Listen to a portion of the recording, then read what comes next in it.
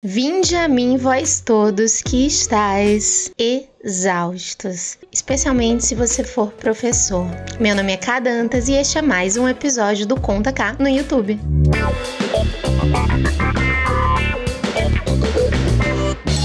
Os dados que eu vou compartilhar com vocês agora sobre a situação recente, a situação atual dos professores no Brasil, eles são facilmente verificáveis. Se vocês quiserem, claro, confirmar, pesquisar se eu não tô falando nenhuma bosta aqui no meu canal, já que essa parece ser a regra, dos criadores de conteúdo na internet, especialmente os de direita. Mas eu também acredito que vocês nem vão se sentir inclinados a fazer isso, porque todo mundo conhece um professor, uma professora, e todo mundo sabe, é senso comum, todo mundo tem essa percepção de que essa é uma das profissões mais fodidas do Brasil. Você conhece um professor, você já fica logo com pena. Uma professora, você já sabe que tá fudido, que tá trabalhando pra caralho e que tá ganhando pouco.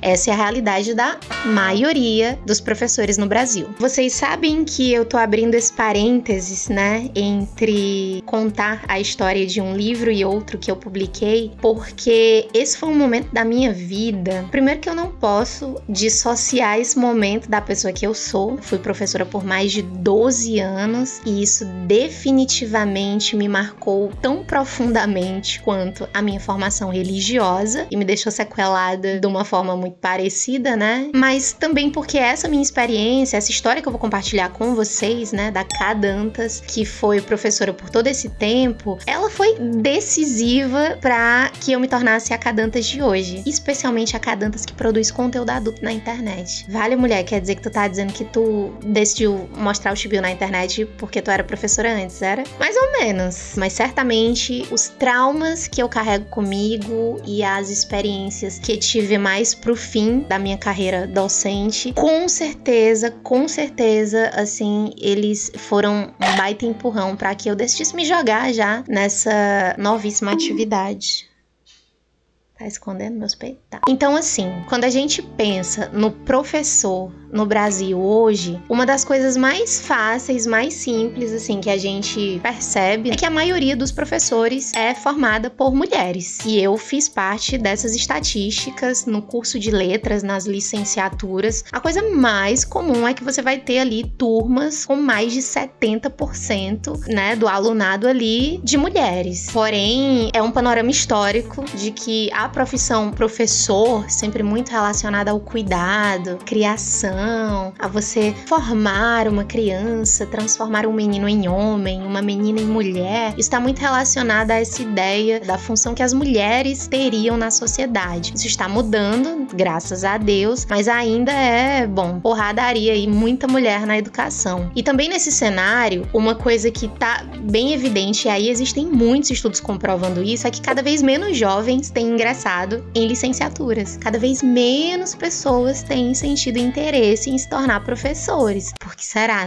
Isso significa também que nas próximas décadas vão faltar professores no Brasil. Já faltam, mas vão faltar muitos professores no Brasil. Ninguém mais quer ser professor, minha gente, porque a gente só vê notícia desgraçada. Quando as pessoas entram nas licenciaturas, existem ainda assim alguns caminhos que oferecem uma luz no fim do túnel, que é você ter ali uma certa carreira acadêmica que te permita disputar vagas no ensino federal. São as melhores escolas da educação pública, é você poder dar aula no Instituto Federal, numa universidade pública, mas a realidade da educação básica pública no Brasil, ela é muito cruel. E a realidade nas escolas particulares também. Eu tive a oportunidade de lecionar tanto em escolas públicas quanto em instituições particulares, muito mais em escolas públicas, porque eu fui concursada aí uma boa parte dos meus anos de professora, mas as violências eram muito parecidas, as salas eram igualmente lotadas, você tinha ali uma diferença de poder aquisitivo,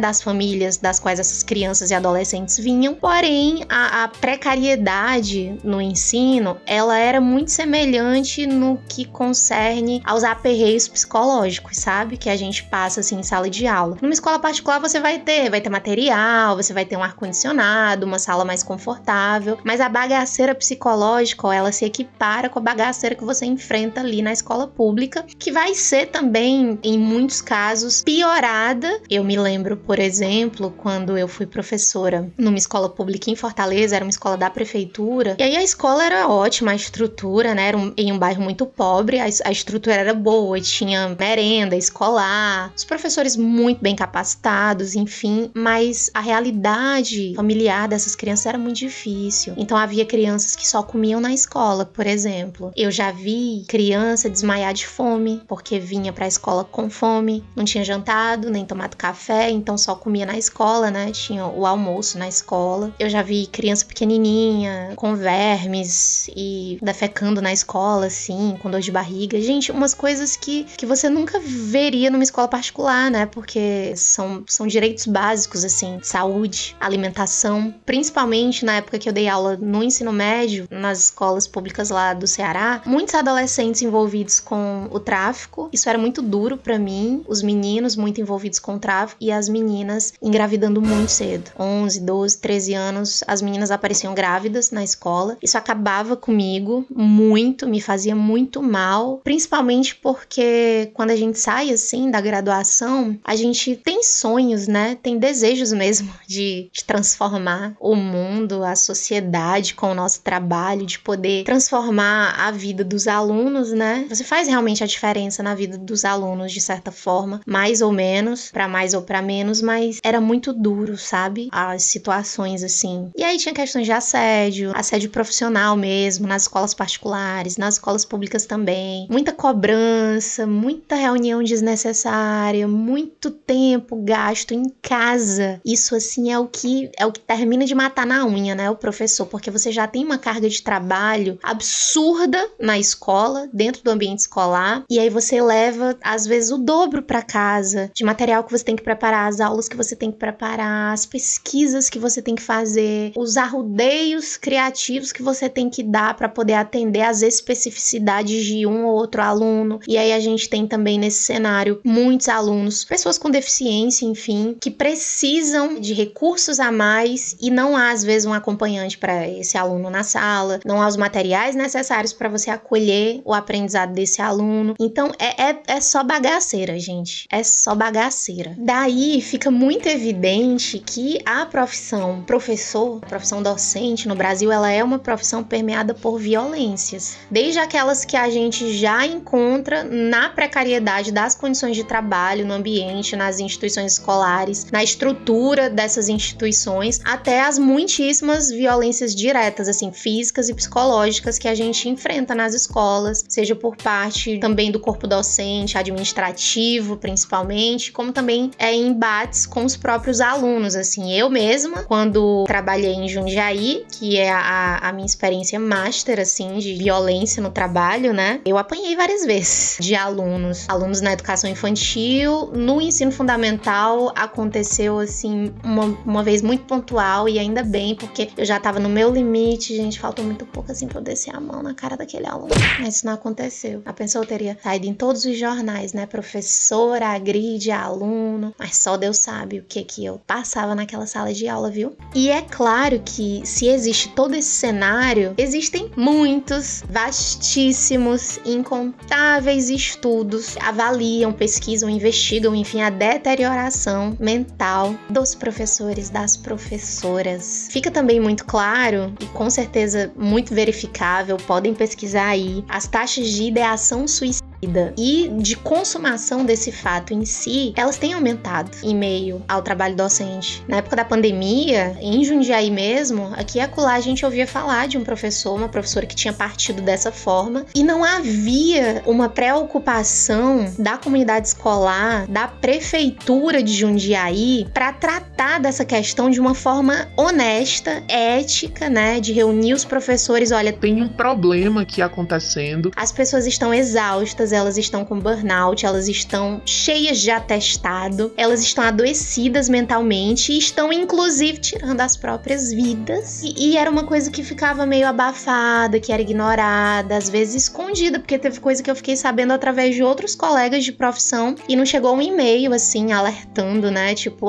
comunicamos o falecimento do fulano, vai ter essa homenagem, vai ter isso, vai ter aquilo. Não. Os trabalhos seguiam normalmente. A gente continuava dando aulas online, foi um período muito difícil, assim, e muito duro também na própria forma como nós não conseguíamos, assim, alcançar esses alunos, né? Não havia recursos, não havia computadores nas casas. A gente dava aula, os alunos usavam celular. Pra mim, esse tipo de aula, ele foi bem menos difícil do que pra muitas das minhas colegas, né? Porque eu estava trabalhando na educação infantil e não sei se na EJA também. Eu era professora de inglês. E aí, o professor de inglês, ele tem muitos recursos comunicativos, lúdicos, muita coisa bacana que dá pra usar em termos de vídeos, canções, entre outras coisas. E eu conseguia desenrolar isso, mas era muito duro ver que havia um quórum muito baixo de alunos. O que eu tenho a dizer sobre a minha carreira docente nesse sentido e como foi que eu adoeci? Em 2018, eu comecei a trabalhar como professora concursada, né, servidora pública na prefeitura de Jundiaí. Ai, Karine, mas por que você foi parar em Jundiaí? Por que não fez um concurso pra prefeitura de Fortaleza, pro estado do Ceará? Enfim, eu fiz vários, gente. Eu fiz concurso pra prefeitura de Fortaleza, fiz concurso pra professora do estado do Ceará, fiz concurso pra professora do estado de Minas, fiz concurso pra professora em Ilhabela, também em São Paulo. Teve mais algum? Eu fui aprovada em todos esses concursos. Mas na época que eu passei no de Jundiaí, eu ainda estava aguardando ser convocada pelo estado do Ceará. E aí, gente, eu fui, porque havia outras coisas pessoais acontecendo na minha vida. Teve namorico com uma pessoa de São Paulo. E aí foi nessa época que eu acabei fazendo esses concursos em Jundiaí, em Ilhabela. Ilhabela é um lugar lindo em São Paulo, né? Mas aí eu fiquei pensando, gente, como que eu vou morar numa ilha? Acabei não indo. E o pessoal de lá não gostava, tá? E não ficavam felizes quando pessoas de fora vinham fazer o concurso. Eu entendo em parte, mas assim, gente, que culpa eu tenho, né? Passei. Aí eu acho que ficaram felizes depois que eu desisti, porque daí ficou uma vaga pra uma pessoa de lá, algum professor substituto de lá. E aí, eu tinha sido aprovada nesses outros concursos e eu escolhi o de Jundiaí enquanto não saía a convocação do estado do Ceará. Só que a convocação, gente, do estado do Ceará, ela foi sair alguns anos depois. Eu acho que eu já tinha até acabado o meu estágio probatório em Jundiaí. E aí, Jundiaí tinha um saláriozinho acima da média, seria uma oportunidade de morar em outro estado, conhecer pessoas novas, viajar. Eu acabei indo. E é óbvio que eu já trazia comigo uma bagagem e anos de docência, atuando em Fortaleza, né, em escolas públicas e particulares. E eu já tinha passado por muita coisa, né, gente? Assim, vocês devem imaginar. Tinha dado aula desde educação infantil até ensino superior, dei aula inclusive em faculdades particulares, curso de direito, acho que teve um curso de tecnólogo em segurança do trabalho também. E aí no curso de direito eu dei aula como professora de inglês e língua portuguesa também. Eu tenho essas duas graduações, né? E tenho mestrado em letras também pela Universidade Federal do Ceará. Acabei nem falando muito da minha formação acadêmica, mas é isso. Então eu fui pra Jundiaí, é uma cidade muito bonitinha, muito limpa, mais segura, uma cidade do interior de São Paulo e também uma cidade muito conservadora, muito bolsonarista. Jundiaí é uma cidade muito provinciana. Pessoal, uma mentalidade estreita, conservadora. E é engraçado porque é uma cidade que se vende como a cidade do futuro, a cidade das crianças. E realmente existem iniciativas muito legais na cidade de Jundiaí. E eu vou começar, o que talvez não seja muito esperado, elogiando a educação pública da Prefeitura de Jundiaí. Por quê? Os docentes têm uma ótima formação, eles entram através de concurso público. Então, assim, só esse corpo de profissionais que recebe as crianças nas escolas, você já tá realmente, mas até aí, nas outras cidades, né, do Brasil, isso também acontece. Inclusive, beijos para os meus colegas professores de Fortaleza, que têm uma formação muito sofisticada, são pessoas maravilhosas e tem muita coisa, e muito progressistas também, né? Pessoas que sabem parar quando é preciso exigir que os seus direitos sejam fornecidos adequadamente. E isso também é uma coisa que em Jundiaí não acontece, né? Assim, pelo menos não, se você considerar a maioria dos profissionais da educação. Havia muita comodidade, assim, um pouco espírito de luta na verdade, e isso pra mim foi muito estranho, porque eu vim de Ceará, né, e lá, assim, você montou no lombo do professor, o professor vai pra rua, o professor vai reclamar, os professores criticam, eles têm toda a liberdade pra fazer críticas nas redes sociais, ao governador, ao prefeito. Isso não acontece em Jundiaí. Eu me lembro que uma vez eu participei de uma live, era o prefeito, sei lá, era na época da pandemia também, o prefeito tava lá fazendo uma live, e eu comentava na live coisas do tipo: senhor prefeito, o senhor já viu como é que tá a lotação das salas de aula? Senhor prefeito, você colocaria os seus filhos pra estudar numa escola pública em Jundiaí? Porque, né, super educação top, incrível, a cidade das crianças. Seus filhos, eles estudariam numa escola pública? E aí vieram me chamar a atenção as coordenadoras do núcleo de inglês da época, não lembro qual delas, mulheres brancas, loiras e provavelmente, né, bolsonaristas, eu não sei. Elas eram amorosas, elas eram gentis e também me ajudaram em muitos momentos, mas eram pelegas, né, e muito. Então havia toda uma babação de ovo do prefeito e de secretário de educação e não sei o quê, e aí vieram me chamar a minha atenção, tipo: ó, o que você tá fazendo? Você pode parar? E isso não aconteceu só uma vez, aconteceu mais de uma vez, toda a vida que eu desejava manifestar as minhas críticas a respeito das coisas que precisavam ser revistas ali. Era a escola fechando, as salas de aula cada vez mais lotadas, e uma escola que tá sendo gerida por uma prefeitura, né, que enche a boca pra dizer que está transformando a cidade na cidade do futuro das crianças, do não sei o quê. E você pega 35 crianças de 5 anos de idade e coloca numa sala de aula pra professor dar conta, só pode estar querendo que os professores saiam se matando. Por favor, esse é o exercício que eu quero que todo mundo faça agora. Imagine que você é professor da educação infantil, você tem uma média de 30 crianças de 5 anos numa sala e você está sozinho com essas 30 crianças. Meu amigo, você acha que isso vai funcionar? Não vai. Não havia professores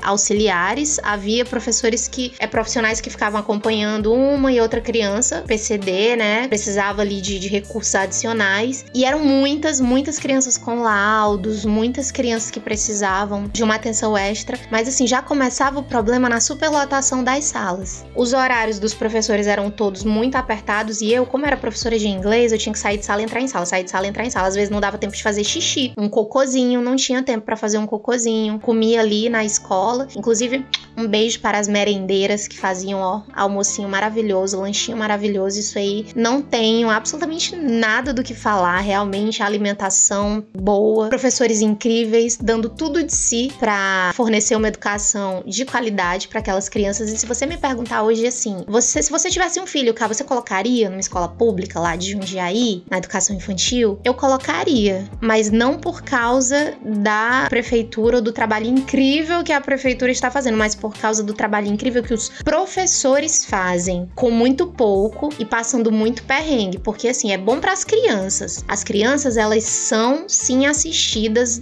com tudo que nós temos à disposição, com todas as nossas capacidades, a gente faz tudo que está ao alcance, mas o professor tá fudido. E nesse percurso, foram 4 anos que eu fiquei em Jundiaí, nesse percurso eu adoeci muito profundamente, porque eu acho que foi o local onde eu trabalhei em que as cargas de trabalho foram mais pesadas em termos de sala de aula e lotação, convivência com os alunos, enfim. Eu sofri também assédio profissional na época que eu comecei a trabalhar lá. Gente, xenofobia aos caralhos, aos montes. Galera da administração reparando no meu sotaque, fazendo piada com o meu sotaque, com a minha escolha vocabular. Eu cheguei a ser tratada, assim, por diretora. Ela me pediu desculpas depois, mas só depois, assim, de me fazer chorar na frente de todo mundo. Já fui tratada, assim, como uma ordináriazinha qualquer, uma pessoa sem capacidade. Muitas vezes eu escutava: por que você não volta pro Ceará? Você não tá gostando, né? O que você veio fazer aqui? Eu passei, eu fui aprovada nesse concurso público, muito bem, obrigada. E eu não volto porque, assim, eu posso voltar se eu quiser, porque eu passei lá também. Mas vocês não acham que vocês deveriam melhorar as condições de trabalho dos professores daqui? Em vez de dizer: não tá gostando, sai fora? Era esse o papo que não davam não apenas pra mim, mas pra qualquer professor que adoecesse, ou que reclamasse, ou que criticasse as condições de trabalho. E o rolê tava pesado, tava insalubre. Foi quando eu desenvolvi depressão severa. Cheguei a trabalhar numa escola muito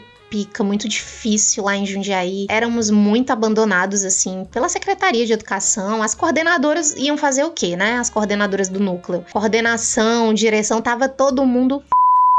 Só que ninguém lutava, ninguém reclamava, ninguém exigia, era aquela coisa, a gente tá fudido, mas tá legal esse salário aqui, ó, muito bom esse salário acima da média, né? E ficava por isso mesmo. E aí lá pelas últimas, quando eu já tava assim, muito mal, que eu apanhei de um aluno, eu voltei pra casa com a roupa rasgada, o menininho rasgou minha roupa, já tava exausta, né? Já tinha transbordado aqui o meu limite. Eu consegui um atestado pra me afastar por algum tempo, fazia terapia, tinha consulta com psiquiatra. Gente, eu tava muito mal. Eu só chorava. Eu fiquei numa condição assim em casa, eu morava sozinha lá em Jundiaí, que eu não queria tomar banho, eu ficava de qualquer jeito, eu não queria levantar da cama. Eu queria realmente partir, né, dessa pra melhor. Era tranquilamente, acordava e ia dormir com ideações. Muitas vezes, quando eu pensei, vou fazer agora. Tô cansada, né? Já chega, vou completar aqui isso agora. Aí eu pensava... os pensamentos, né, da professora. Putz, mas se eu fizer isso aqui, cara, vai ter que trasladar o corpo lá pra Fortaleza.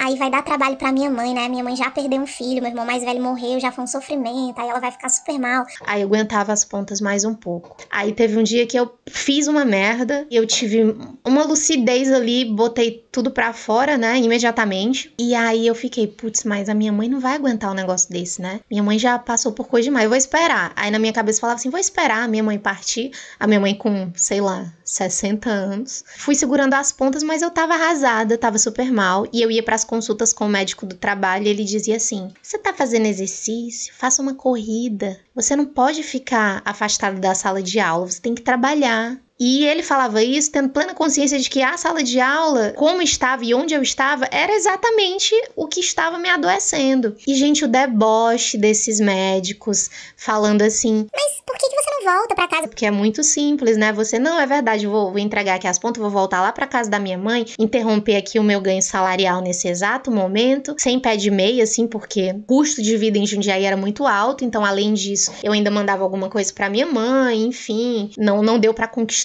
coisas nesse período, né? Então vocês imaginem qual foi o tamanho do meu sofrimento, porque quando eu já tava assim, gente, olha, eu já tava nas últimas, já tava sem esperança nenhuma. Fui pra uma consulta do médico do trabalho depois de 3 meses, não sei, tava afastada, aí fui obrigada a retornar pra sala de aula, era isso, ou ser demitida, perseguida, alguma coisa do tipo, porque de licença eu não ia poder ficar. Eu estava arrasada, banhada em lágrimas, tinha ouvido várias grosserias do médico do trabalho lá em Jundiaí. Ele disse muitas vezes assim na minha cara que eu não estava doente, que bastava fazer uma caminhadinha ao redor da rua onde eu morava, ou então que eu voltasse mesmo pro Ceará, mas que eu tinha que voltar pra sala de aula. Não existia isso, essa possibilidade de eu ficar afastada por mais algum período. Não sabia o que eu ia fazer, porque eu ainda não estava bem, não foi me dado tempo pra me recuperar, e eu realmente estava mal, tá? Eu não tava passeando, não tava fazendo turismo, viajando, fazendo graça na internet, eu nem tinha essas redes, eu tava fodida mesmo. Aí chegou um e-mail pra mim,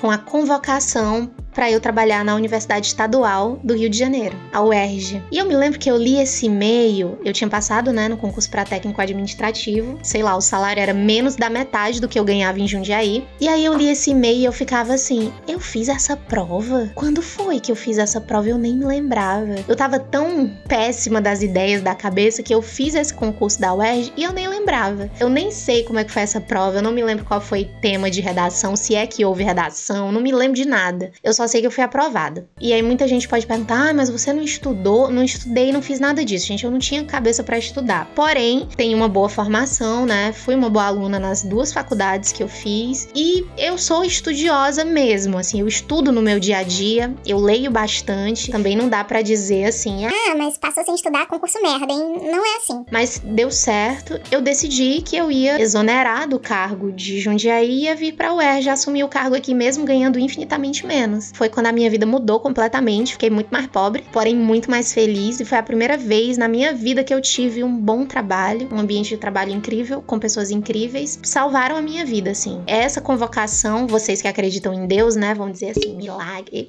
milagre, né, porque a convocação veio bem na hora, mas eu sobrevivi, também à base de remédios, eu faço terapia e eu também faço tratamento medicamentoso. Eu consegui me salvar mesmo a tempo. Também adotei um gato nessa época que muitíssimo salvou a minha vida, porque além da minha mãe, agora eu tenho um gato. Ele depende de mim. Mas essa foi a minha história como professora. Eu sempre estarei do lado dos professores e advogando por melhores condições de trabalho, condições dignas de existência mesmo, né? O professor não tem plano de saúde. Os direitos, poucos direitos que foram conquistados aí ao longo dessas décadas têm sido retirados. Aqui mesmo no Rio de Janeiro, Eduardo Paes andou cortando aí benefícios dos professores. Os de São Paulo, né, nem vou falar assim, porque, gente, é só desgraceira, é só bagaceira, né? Então os professores, eles têm perdido direitos. É um cenário de devastação, é muito difícil, e as previsões, assim, pro futuro, elas são terríveis, igualmente terríveis. Então, me indigna muito quando eu vejo pessoas falando mal de professores. Aí com esse papo de doutrinação é o... Se tivesse doutrinação, vocês não estavam falando tanta bosta na internet. Vocês não estavam lotando comícios, sei lá, os caralho, de uma pessoa, por exemplo, extremamente desonesta, como Nicolas Ferreira, por exemplo. Mente que o cu nem sente e fala em nome de Deus e de igreja e de não sei o que, e vocês acreditam. Não verificam nada do que o maluco fala, o cara todo errado, mas tá tudo lotado, né? As igrejas aí morrendo de enganar o povo. Gente, se tivesse doutrinação comunista nas escolas, a coisa não tava feia desse jeito, não. Ela é feia assim exatamente porque não tem doutrinação. Se as pessoas tivessem senso crítico, eu cuspi. As coisas não estavam desse jeito. As pessoas, elas teriam mais força, mais ânimo para poder exigir os seus direitos, porque elas saberiam que esses direitos, eles têm que existir. Elas saberiam que elas deveriam acessar educação, segurança, saúde, sem precisar desembolsar dos seus salários para isso, para contratar planos privados, pagar escola particular, entendeu? Pagar uma segurança, botar uma câmera na sua rua. Então, isso é muita coisa, é muita discussão. Mas assim, doutrinação é isso não existe. Em Jundiaí, então, nem me fale, né? Porcentagem bizarra aí votando na direita da população. Então, defendam os professores. Você que tá assistindo a esse vídeo, respeitem os seus professores, amem os seus professores, cuidem dos seus professores, sejam seus familiares ou professores dos seus filhos ou seus professores. Defendam o professor no Brasil, porque essa classe, essa categoria de trabalhadores, ela é muito atacada, como se não bastassem, né, todos os problemas, toda a precariedade, ainda há muitas violências para além das que são enfrentadas no âmbito escolar. A sociedade ataca os professores constantemente, então protejam os seus professores. Depois eu volto com mais histórias. Me alonguei muito. Eu tenho que falar para vocês curtirem, se inscreverem no canal, compartilharem, comentarem. Comentem muito aí, compartilhem suas histórias, me xinguem, me amem, façam o que vocês quiserem. Beijo.